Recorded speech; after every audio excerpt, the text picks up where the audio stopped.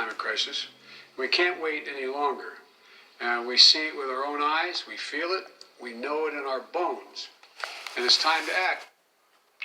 That was President Biden just a week into his administration, signing a series of executive orders to combat climate change. Since then, the president has made that issue a central part of his agenda, appointing John Kerry as climate envoy and proposing to spend almost $2 trillion to fight what he has called an existential threat. My next guest served with then Vice President Biden in the Obama administration and says the science of climate change is far more complicated than the consensus. Dr. Stephen Koonin is a physicist and professor at New York University. He served as Undersecretary for Science in the Department of Energy under President Obama. He's also author of the new book, Unsettled: What Climate Science Tells Us, What It Doesn't, and Why It Matters. So, Professor Koonin, welcome. Really great to talk to you. Your book is titled Unsettled, but we're constantly told, lectured even, that in fact the science is settled. What do you mean? And what, when you say it's unsettled, what isn't settled in your mind? What isn't settled is how the climate is going to respond to growing human influences and how that response will affect society and ecosystems. Okay, so is it settled in your mind that the climate has warmed, I guess it's by a degree Celsius over the last century? Yeah, about 1 degree Celsius, 2 degrees Fahrenheit since 1900. And I think there's little dispute about that. So the dispute is... Beyond that, you know, the statement that we've broken the climate and face certain disaster unless we do something drastic is just not supported at all by the science. Okay, so the dispute is over the degree of warming in the future, how extensive it will be. Is that it? What's your... That's correct, and what fraction of that will be caused by humans. Okay, I mean, there's no doubt that humans interact with the climate. We're part of the earth, so we do it. There's no question that fossil fuel extraction and burning adds carbon dioxide and methane and other things into the atmosphere. Is the issue just how those interactions work and how much warming they will cause? Because, I mean, Al Gore keeps telling us, for example, you look at the graph, the chart on CO2 emissions, it's going up. Therefore, there's a direct correlation between that and temperature. I think you're saying that's not true. That's not true. There are, you know, when you look at the record, for example, the global temperature went down from 1940 to 1970, even as greenhouse gases increased. That's got to tell you immediately that things are a little more complicated than just the greenhouse gases are warming the Earth.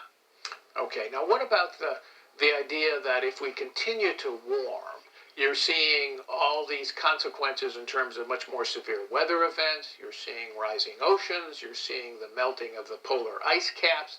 Is all of that, I mean, all of that sort of blends together in a kind of disaster scenario. Are you saying that those are also just simply exaggerated? Yes, they are. And let me give you some factoids from the official UN or U.S. government reports. In the U.S., the 48 states, heat waves are no more common today than they were in 1900. And the warmest temperatures in the country have not gone up in the last 60 years. Also in those reports, you find that there is no detectable human influence on hurricanes over the last roughly 100 years. You also see that Greenland's ice sheet is melting today as rapidly as it did 80 years ago. And yes, there have been ups and downs, and in the last couple of decades it's been going up, but there is a tremendous amount of natural variability in these systems that makes it quite difficult to untangle what's human and what's natural. So what's your best estimate? I mean, you're an expert on modeling, scientific modeling, and of course the models are what drive a lot of the predictions. How credible do you think those models are, and how much uncertainty exists in those models? There's a lot of uncertainty in the models, and unfortunately, the uncertainty is growing as the models become more sophisticated with each generation. So right now, we don't know whether the globe will warm 1.5 degrees or 4.5 degrees if the concentration of CO2 is doubled. Right? That's a measure of how sensitive the climate is. So that's a huge variability. All right, so where does that leave us? I mean, the president's going to spend $2 trillion, a lot of regulation, trying to eliminate fossil fuels. Is that any of that really, is that what we should do, where we should put our emphasis on essentially our resources? Yeah, so, exactly how we respond to this is really a societal decision. It will express values and priorities. It's got to balance the environment against the need for energy, intergenerational equity, and so on. Those are fundamentally political decisions. I'm not a politician, but what I can try to do, and what I've tried to do in the book, is to give a complete and unbiased and accessible picture of what we know and what we don't know and what the risks are.